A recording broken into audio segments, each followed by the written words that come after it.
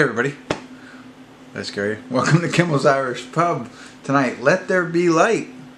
You clicked on it, so maybe you're interested. I know it's a faith-based movie. Basically, it's about an atheist who goes through a near-death experience in a car accident before converting to Christianity.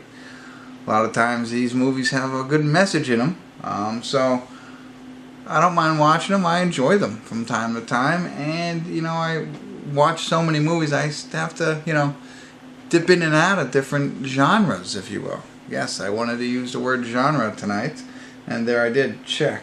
4.6 on IMDb. These films are not normally rated very high, even though it stars Kevin Sorbo. Other than that, I don't know anybody else in this movie. But I don't know. Hey, you're checking in. I appreciate it. So I will watch this. I'll give you a better idea on the synopsis, and stick around. I'll tell you what I think. That's what I'm good at.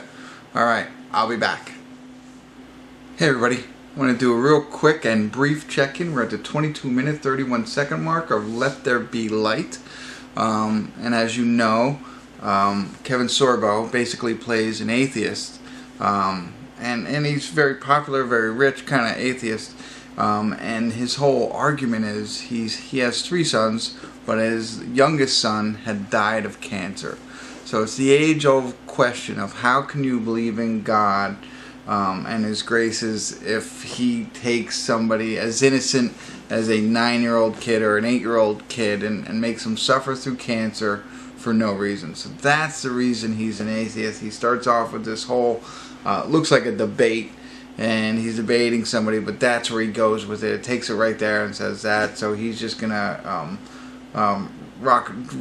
drink rock and roll, alcohol, and drugs, whatever. I forget what he says, but that's his whole theory. So I stopped it here because I think that's a very good question that we all think about ourselves, whether you believe in God or not. How can God take away the innocent and make bad things happen to good people? So that's where he's coming from, and that's why he's an atheist, and that's why he's spreading all this stuff. But I thought it was interesting enough to stop right here and bring that point up and see what everybody thinks. Not that you have to tell me, but it's a good thought-provoking question. And I'm already at the part, as I mentioned, he gets in a car accident. So he's just got in a car accident. He's seeing, he's right the light at the end of the tunnel kind of thing. But I paused it real quick before I lost that thought. So I'll get back to it a little bit more. If anything interesting happens, I'll pop in again. So this is what I like to do. So stick around. I'll be back. Hey everybody, want to do another quick check-in here. We're at the 1 hour, 5 minute, 58 second mark. Let There Be Light. As I had mentioned, he's an atheist, dealing with the age-old question, why does bad things happen to good people? That's why he doesn't believe in God. Gets in a car accident because he was drinking a little bit at a book signing where he was talking about being an atheist and all that stuff. But he gets in an accident and he dies for 4 minutes. During this time, he sees his son that we had been talking about, who died of cancer at a very young age, and he sees his son, and his son hugs him or whatever and says, let there be light. And that's the name of the movie, obviously. So that's where this all comes from. And so now Kevin Sorbo is dealing with what he has seen, not believing in God this whole time, but has a little glimpse of the afterlife, or whatever you call it at that point, and not understanding what his son is trying to tell him.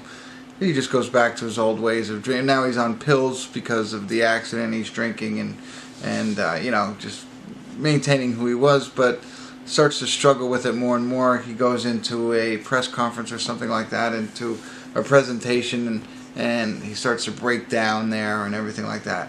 Anyway, so all this happens. He's struggling, and then he meets an ex-convict who talks a little bit about what it means, the light versus the darkness, and good versus evil, that kind of stuff. And I don't know, I didn't catch it all. I mean, it was a conversation that was going on.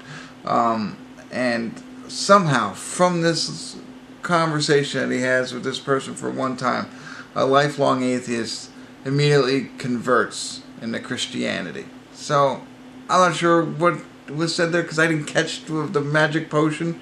besides that part of him explaining what the light is and maybe God sending his son so that he can start spreading the light. Which is all good, don't get me wrong. I thought it was a really quick conversion for him. But he's converted now. And we got about a little under 40 minutes left to go. Obviously his agent and I'm not sure, maybe his publicist or want nothing to do with him because he's ruining the book and all that stuff. So he's got to deal with that, but it seems like maybe he's starting to build back up his relationship with his ex-wife. So some good's coming out of it so far, but when they catch up real quick, I'll probably do one more check-in at the credits and give you the final summary without spoiling it for you if I haven't already, and give you my final thoughts. So stick around, I'll be back. Hey everybody, we're at the credits of Let There Be Light, our rare 4 check-in night. So if you stuck with me so far, I'll try and recap it very quickly without giving away of any spoilers. I felt the movie was good. Like I said, it's going to have a good message. It is faith-based, but one knock on it, I felt it developed rather quickly. I talked about his conversion to Christianity was very quick. And because of his conversion, he starts getting closer again with his ex-wife. That happens very quick. There's a lot of quickness right there that I thought was, I guess unrealistic. Anyway, that's the knock on it. There is a little twist into it. My wife would have hated me if I would have made her watch this. I think it becomes a tearjerker for some. But anyway, part of his conversion, him and his ex-wife come up with this idea of let there be light. How can they make that happen? And they come up with the idea of on Christmas Eve, at a certain time, they all shine their lights into the sky, and they can get like pictures from satellites showing, peace on earth in a sense, because everybody coming together for this cause and let there be light and show their things up. And I think that's an excellent concept. I'm surprised nobody has even tried that.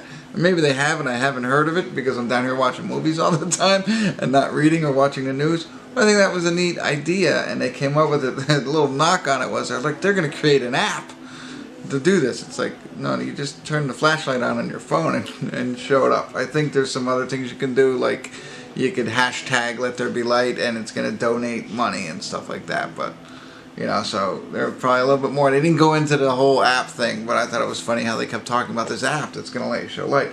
But so I thought that was a really interesting concept. I liked that idea. And then the other piece that I wanted to share with you, Kevin Sorbo, who's pretty much known for doing these types of movies now and faith-based type stuff. It's his whole family. So his ex-wife is actually his wife, Sam Sorbo. I saw the name in there. She directed it, I think.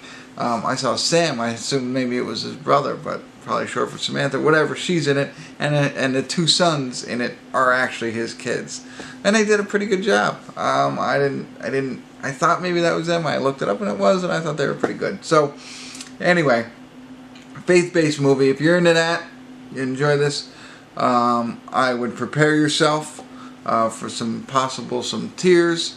And the expectation that it develops rather quickly, and that's it. I'm gonna give it the 7 because I think that's what you got to give faith-based movies. I think that's a good one to do. So that's it. Kimmel's Irish Pub. If you stayed with me and you checked out this entire review, please let me know. I'd love to hear from you. And if you watch this, let me know. And if you want to stay with me as I watch the movie, I'll put the times in the comments on this one. How about that? Alright. Well, I guess it's too late now. You've already seen it all. Thanks for tuning in. Kimmel's Irish Pub.